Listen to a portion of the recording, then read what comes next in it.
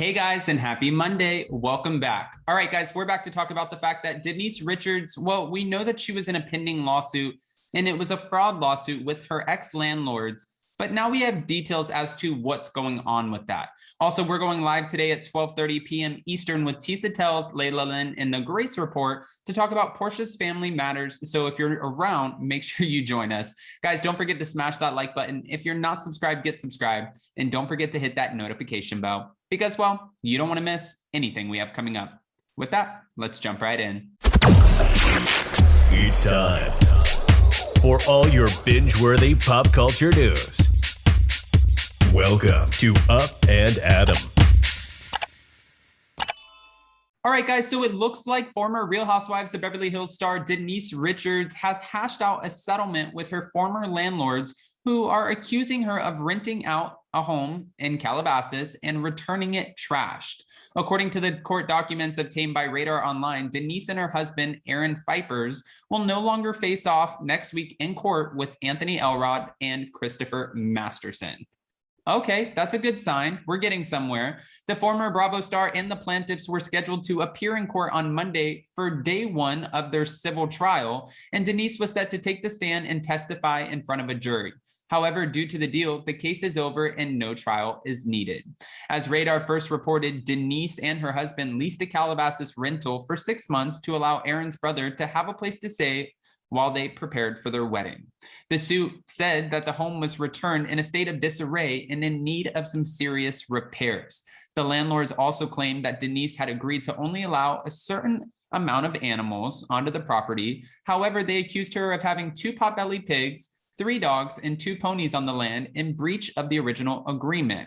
During their 7-month tenancy, the defendants trashed the house and destroyed the landscaping, resulting in over $100,000 in damages. This is at least what the lawsuit read. Denise and Aaron denied all allegations of wrongdoing, and they claimed that the home was already in need of some serious repairs before they leased it. Their response also accused the landlords of bringing the lawsuit because they were struggling to sell the property.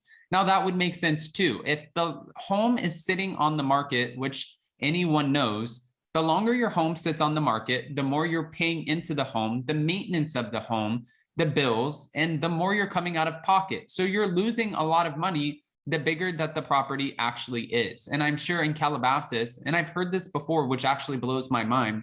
If you guys don't know what an HOA is, normally when you live in a neighborhood and there's some things that they take care of, or if it's gated, there's an HOA. And sometimes that HOA can be ridiculous. The one at my condo was absolutely absurd. That's why we sold it. But for Calabasas, what we're hearing is that the city actually has a master HOA. So if they're paying for the home, the mortgage on the home, the HOA in the neighborhood, and then also the master HOA, yeah, bet your ass that this is pretty expensive to maintain.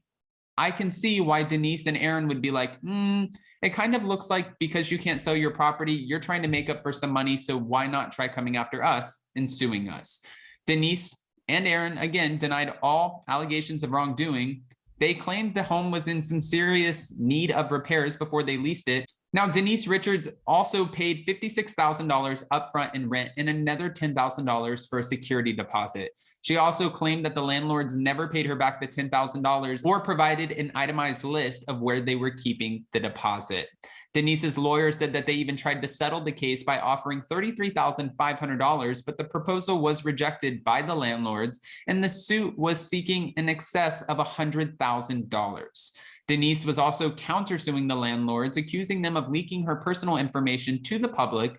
Both suits have been settled. The terms of the deal are being kept under wraps. I can only imagine. I have a feeling they did not reach a $100,000 settlement, but I'm sure it was probably upwards of $50,000 to $60,000 in order to let the landlords go, leave us alone, or maybe Denise and Aaron's countersuit was so strong, saying you guys released our public information, that they might have been in more trouble than we know, and they might have just settled outside of court for a much lower number.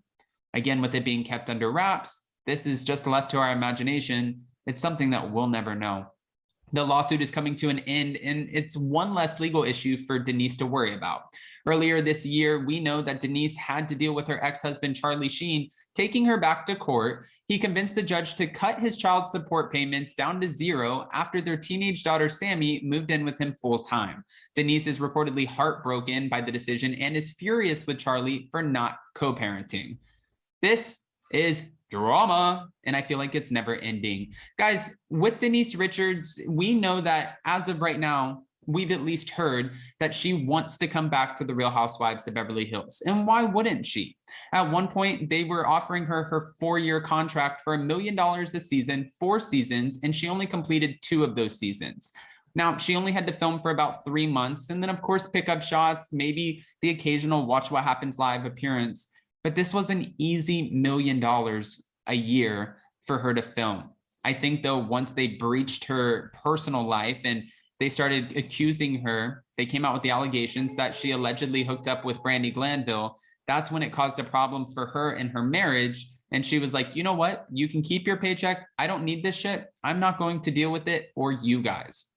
Also, I feel like this becomes a normal thing. Like, the more rich, the more famous you get, the more people are setting out to sue you. And for Denise, it seems like every time we turn around, she's in some sort of legal situation. It makes me feel bad. Just because you're successful, people are targeting you because they feel like they'll get an easy payout. I don't like that.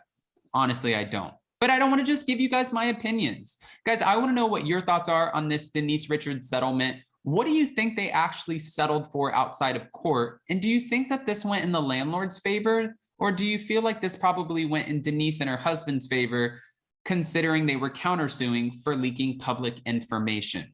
I know you guys are going to give me all of your unfiltered opinions. And speaking of unfiltered opinions, we are moving Hot Messy Topics to Daily Hot Takes on Jason's channel, Down with Jason, same time, 6 p.m. Eastern, for one hell of an unfiltered conversation. We're moving it over. That way we can keep our channel, our platform, a little bit more clean in order to continue to get the interviews that we love to get and bring to you guys. So I hope you guys can understand, and we hope that we get to see you there.